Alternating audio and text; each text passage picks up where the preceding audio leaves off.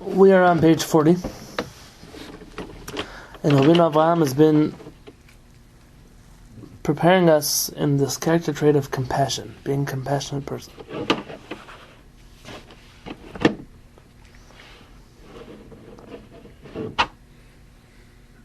I just want to go back one sentence.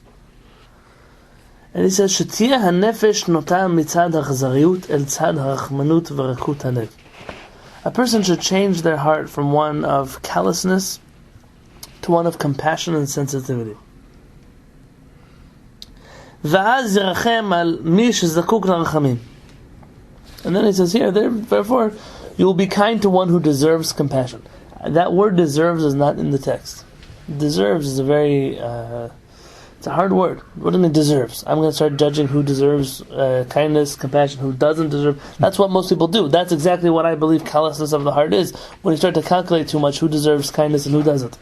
Rather, the word in Hebrew, Misha Zakuk L'Rachamim, is one who needs. He needs mercy, kindness, compassion. The difference between one who needs and one who deserves is very different. There may be those who need, but they don't deserve. I'll give you an example. There are people who have money, but they somehow, in their blood, they still have to go out to the street and collect money. They have what to live on. Sometimes it's a mental problem. It depends on the person, depends what's going on, but they need to take from someone else. You ever gone out to coffee with somebody who owns a bank, but they can't pay for their own cup of coffee? They don't have it in them to be. So you might say, I'm not doing anything. They don't deserve kindness by me buying them the cup of coffee. Deserve they might not, but do they need? They actually do. That when you buy them that cup of coffee, they feel like $1 million.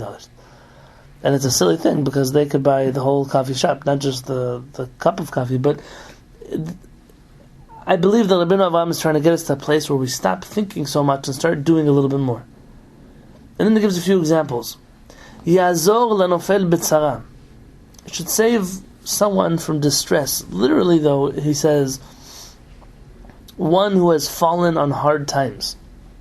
There are people, there's a famous teaching from our rabbis, that being poor, struggling with finances, galgal chozer hu ba'olam. It's a cycle. People are on the top, and then sometimes lives are on the bottom. But it's a ever-moving cycle. There's no one person who can stay on the top, or one person who will always be on the bottom. Rather, there are times that are good and times that are bad, and the cycle keeps moving and moving. Actually, the only one who, according to some Mikubalim, whoever can exempt themselves from this cycle, meaning get off the Ferris wheel, one who has fallen on hard times. So interesting enough, I just mentioned, the only one who is exempt, according to some Kabbalists from this, is one who has money and goes out of his way to look for other people's well-being. Meaning, I have a friend whose wife, ever since she was a single girl, 16, 17, she's been fundraising with her own hands for orphans to get married. She hears about an orphan who's getting married. She goes, she'll make a $30,000 win. Whatever she will run and buy and take money from her friends and whatever it is that needs to happen. She's married off some 15, 16 couples. So they shouldn't feel like they're a second-class citizen. Very often, what happens is that there are families that will say, we would love for our son to marry you, but you don't have parents. Not you, Khalila. They tell this. It's just, what do you need parents for? Because we want to have a nice wedding. So this girl will step in and she'll take care of the rest. And many couples that she saved this way. That kind of person, according to some Mekubalim, is exempt from the Ferris wheel of poor and rich and poor and rich. They're not on the cycle because they go out of their way to make sure that other people don't have to be on the cycle. And according to some Mekubalim, it's the only free pass off of the Ferris wheel. He then mentions another example. V'yatzil ashuk midei oshkav. You must save an oppressed from the hand of his oppressor. Somebody who's oppressed. Oppressed doesn't just mean someone's getting beaten up in the street and you go save them. That's also sometimes you have to do. Sometimes you see that. Sometimes you see people fighting in the mall. You see two people fight. You have to make sure. Is it really a time? Sometimes you have to step in. So there's all kinds of situations that are going on. But not just that, there are situations where people are oppressed. The kid's in school, he's being bullied. Comes to the teachers, comes to the principals. The principal who doesn't care, the teacher who doesn't take a direct action, It's a donor's son, whoever it is that they're thinking about at that moment, they're violating biblical prohibitions. Forget taking care of a kid. It's your job. You've been entrusted with the well-being of a child. But these are things that happen. Kids commit suicide every single year in schools because of these things. To save someone who's being oppressed from the hands of his oppressor. It's a must. There's no choice. There are sometimes social oppressions. There are people if you're in a country, people are racist, and there are people who are it's your time to step up and make sure that people are not oppressed for no good reason. You're somewhere, there are people who violate this every day. They go out to a restaurant, and everything that's wrong, the best way to discover a person, how good their character traits are, is watching them deal with people, not their friends they like. Watch them deal with people who they believe in their head are inferior to them. A waiter, a waitress, a steward on the airplane, the bellman at the door of a hotel, whatever it is that you need to see. Are they uncomfortable when someone opens the door for them, or are they, of course, that's what you're there for, to open the door for me? This certain kind of character trait you can discover in such a person. When something goes wrong in the meal, there are times you go to a restaurant and the food wasn't cooked or whatever it was. This is the person that blames everything on the waiter. Hey, the food's terrible. You better go back there and tell the manager. Or it's like, no, listen, the food's really good, but I think this needs to be cooked a little bit more. Would you mind going back to the kitchen and taking care of it? Same thing happened, but two different approaches to it. Are they the people who oppress the oppressed ones, or do they go out of their way to make the other person feel like they're a human being?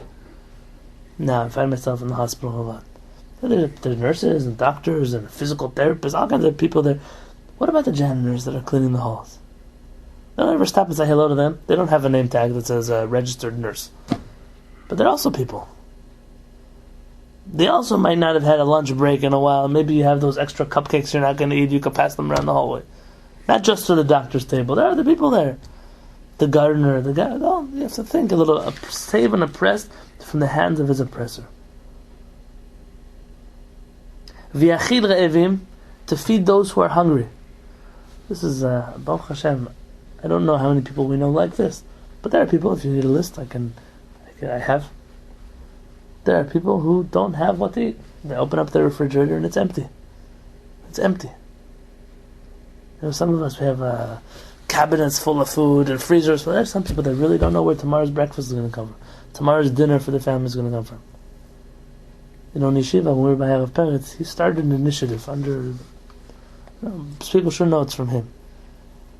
They got a group of kollel guys together, and they would go to grocers in the neighborhood, and that stuff that you get extra that you're not going to sell, the stuff that you already plan to, mark down or whatever it's going to be. Can you give it to us for the at-cost price? Don't make any money off of us, but don't lose money off of us. And they would take care that every Shabbat, the guys in the yeshiva who didn't have, would walk home with 2-3 big boxes of food. The staples, potatoes, rice, carrots, or whatever they needed. Sometimes fish or chicken or whatever they could get to make a person feel. There are people who don't have, and you have. So what is it? Sometimes I wonder about a man like Bill Gates. How many is there? Anyone know how much he's worth? 4.5 billion. 4.5 billion. At least, yeah. Okay. Yeah, is that a fair number? Few potatoes. A few potatoes. How many lifetimes will he have to live in order to spend $4.5 billion? Well, of course, that's why he's giving so much of it away. So I'm not judging him. I'm just giving him as an example. I know, but let's say he says, "Listen, I'm this many years old. I plan to live for this many years. Worst case scenario, I need $2 million. Yeah, I'll make up numbers. The rest of his money, does he really need it? Or you like Steve Jobs, you die young and you don't get to spend it. I mean, so why can't a person say, I have so much more money than I need? I'm not asking here to be a socialist, I'm going to take his money from him. But a person says, listen, I have more than I need, so I'm going to plan the worst case scenario, the most money I'm going to need for the rest of my life, that left over I want to give to somebody else. I want to help a few other people. You know what, maybe I won't even give it to them. Maybe I'll buy a few houses, and I'll let people who don't have live in them. And there'll be rules. You have to pay $500 of rent a month. You don't have to be a friar when it comes to giving tzedakah. You can also do chesed for people. There's a man here in San Diego who owns a number of apartments and houses. I don't know. I know him personally, but I don't know his entire story personally. And from what I understand, he owns a number of houses in a Jewish community somewhere. and he makes sure that if it's a young Jewish couple that wants to move to the neighborhood, he gives it to them at a subsidized cost of rent. He could make more money from somebody else, from a college student. But he chooses to make sure. Is he doing tzedakah? Yeah. Is he doing chesed? Yeah. Is he losing anything? Probably not. Probably not. This person made a wise decision. That's b'chokhmah. Nobody asks you now to buy $1 million house and give it to some random person, but to help other people, to assist, chesed, compassion. Why not? You have tables and chairs in your house, and the next door neighbor is making a party, and you lend it to him. Do you lose anything after that party? No, but what if you buy some extra tables and chairs? It doesn't have to be tables and chairs. Or you create enterprises with your money that are businesses for people who need jobs. Very good. Do you know there's you just said something. In the times of the Gemara has a whole list of things you could do for Torah scholars. I mean, people have always been frustrated with this, do I just give out money to a Torah scholar? One of the suggestions the Chachamim gave is, for example, you're making dinner, so part of you make extra food, and that's what you give to Talmidei Chachamim. Or let a Talmid Chacham live in another part of your house. This was practiced in many Sephardic communities and many Ashkenazi communities. People would have a house with like a guest house, and very often they would have Torah scholars living there, and the deal was, you teach my children, I'll take care of you. And that way it was a mutual relationship. They both needed, and very good. And nobody felt like they were the charity case, or something else. The Gemara mentions if you're a good businessman, you're anyways traveling to do business. Why don't you open up another business for somebody else? You do the business also, but that's not. You already have your own business that makes money. Just work a little harder. Have another business that says the Gemara has words for these things, and there were many people who did such things. But the Rambam spoke out against, at the time, I guess, the yeshiva, the Pumbedita yeshiva. He was very strongly against. He said you should learn half a day and work half a day. Absolutely, and again, when I mention Talmidei Chachamim, I'm not mentioning the people you're thinking about. I know. No, and I'll explain what I mean. No, by Arav Peretz, for example, may be different now. we came in to Arav Peretz, and you have a list of all the smicha tests you need to take. And at the top, he writes the date, the first day you came in, and he counts based on who you are and what he wants you to accomplish. He gives you a time limit of how long you can stay in the yeshiva. 5 years, 7 years, 3 years, whatever it is. And you have to finish X amount of things by 5 years, and then you can't stay anymore. And the idea is, be a judge, be a rabbi, be in a community, be a teacher, be a shochet, I don't care what it is, write Sefer Torah, whatever it is you need to do, but give back to the community that trained you for those 5, 6, 7 years that you were there. And what that creates is very interesting. I'm talking about Talmidei Chachamim that are not in this endless cycle of, they wake up, they go and study on someone else's account. But they studied in order to help service the people. And as you probably know, most people that are public servants, they don't live the way other people could live. And those are the people that Rambam would not object. They're trying, they're doing what they can. And on the other hand, they still need help. It's more difficult now, like Rabbi Twersky's thing was also learn half a day, work half a day. But I don't know anyone who could afford one or the other. It's like be a scholar and have a community, but I don't know anybody who can just work part-time and study part-time and make it. And do either one correctly. Yeah. Meaning the one who really is doing well in his job, how does he really have that half a day to study? Or the other way around, the one who's really going to be a Torah scholar, can he really spend the other half day doing accounting? Yes, are there people who made it work? It could be. I don't know too many. They have now this new thing in the East Coast of rabbis that they call them Shabbat rabbis. They have law firms during the week, and they only show up Friday night and Shabbat day, and that's their job. Yes, that does work. I mean, the synagogue doesn't really have to pay them a salary because they have their own business, and they're kind of doing their hobby on the side. But you get a rabbi who, it's his hobby. It's not what and there's something on the line to lose, so it motivates a little more. And what does the community do for the other 6 days of a week that they actually need a rabbi for? He's not available. He has a business meeting. He can't come to visit. There are shuls that are like that. The congregation's only there on Shabbat. Oh, okay, that's fine. There's no classes. There's no. That's also true. And Rav Moshe Feinstein would refer to what we do. For example, it calls it schar batala. It's the community is compensating, or the school is compensating for the time that you otherwise could be doing something else. It's not for the teaching of Torah. It's the fact that you chose to go down a path that takes up more hours of the day than others. But you're right. Also a person who works. The Rambam mentions that a working man is one who works 3 hours a day and studies 9 hours a day. That's the Rambam's definition of a working man versus a learning man. But who does that? I mean, the Satmar Rebbe is famous. The Satmar Hasidim are very wealthy because they all work. And the first Satmar Rebbe was, his famous teaching was, you want to study Torah? Great. So wake up at 5 o'clock in the morning, go to work at 8.